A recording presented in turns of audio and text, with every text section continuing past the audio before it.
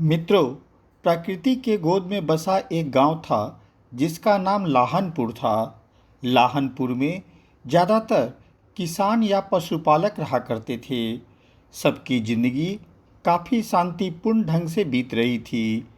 इसी गांव में देवा नाम का एक किशोर बालक रोजाना अपनी भैंस को चराने जंगल में ले जाया करता था।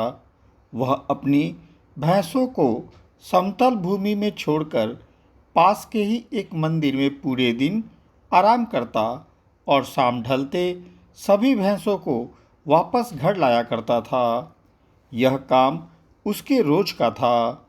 एक दिन जब वह भैंसों को छोड़कर मंदिर में आराम कर रहा था तो अचानक उसे लगा कि अंदर से कोई उसे आवाज़ दे रहा है।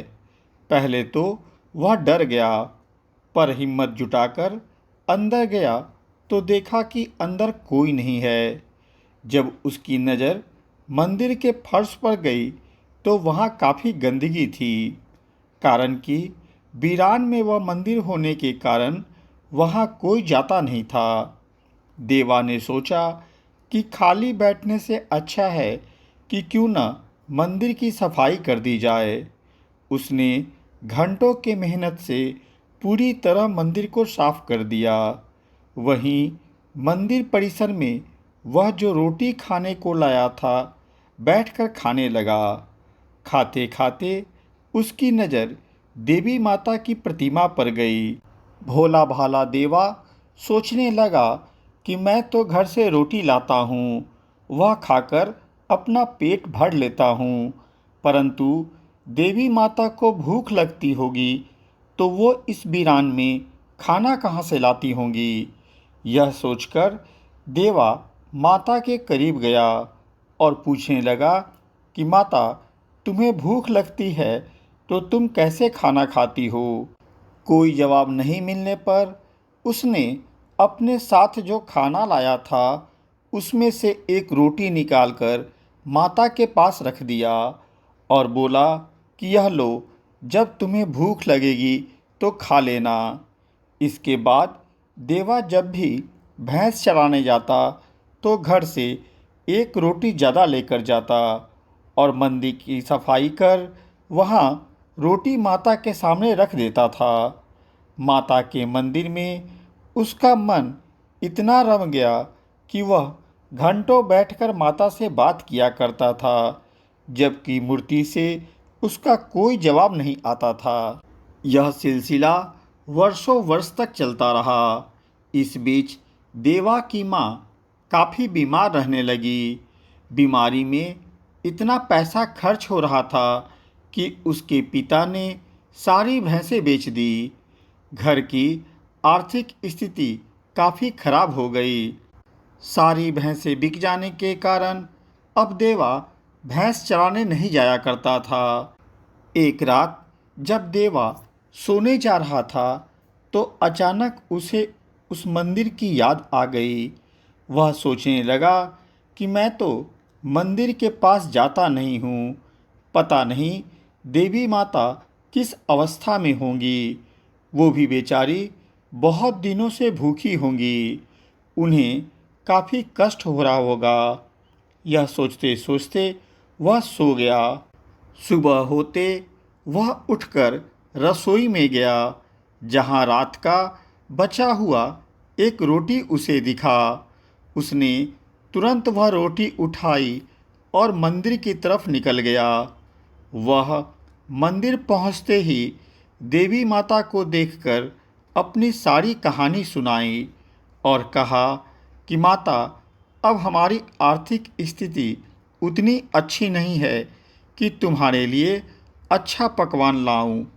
ये रात की बची हुई रोटी है, इसे तुम खा लेना। देवा वहीं हताश होकर बैठ गया। शाम होते वह दुखित मन से घर लौट रहा था। जब वह जंगल से गुजर रहा था तो एक बूढ़ी महिला दिखी। उसके हाथ में कुछ सामान था।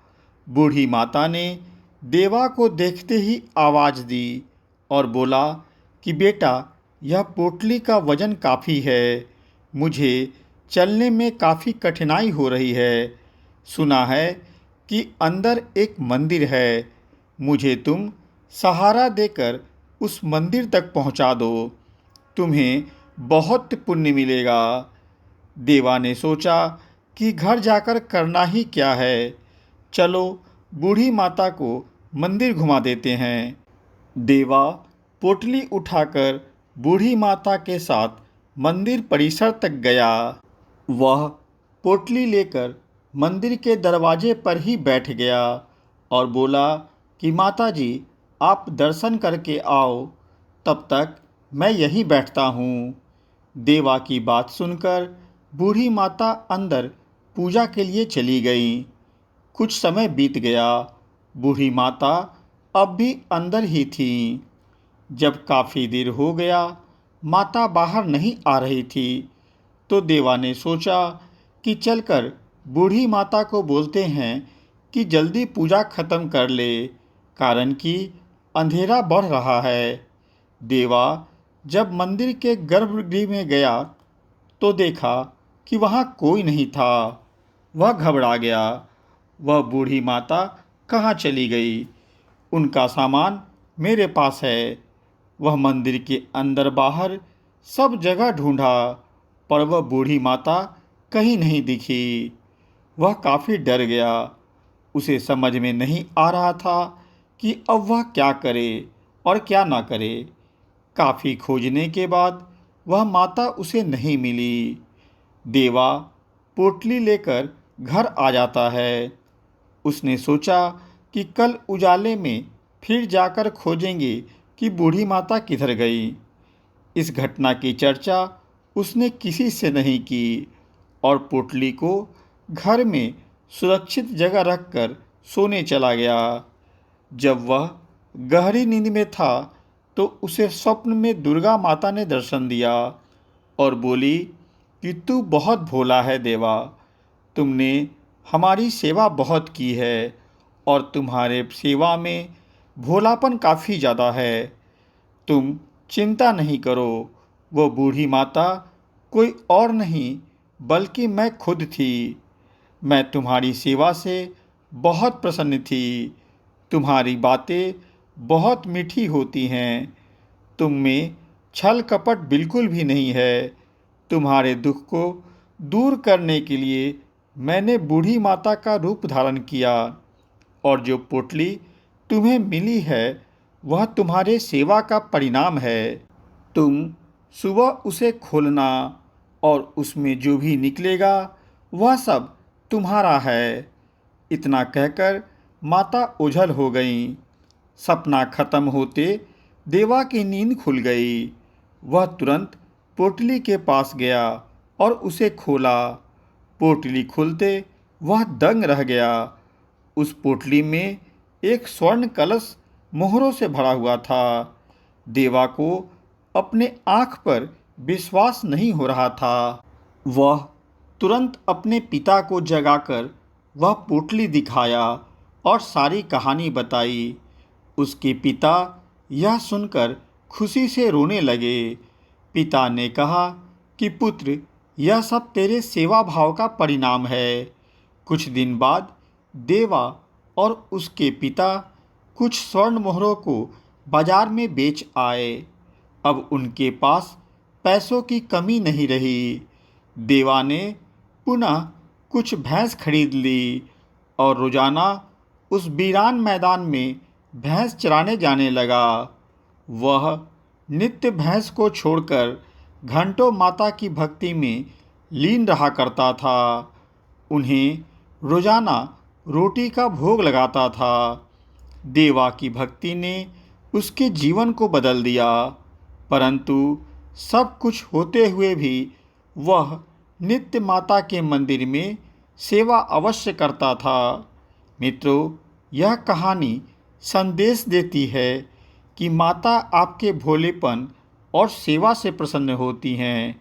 उनके पास किसी चीज़ की कमी नहीं है जो आप चढ़ाते हैं। अगर आप यह सोचते हैं कि मैं माता जी को अच्छा भोग या महंगी महंगी चीज़ देकर प्रसन्न करूँगा, तो यह आपकी भूल है।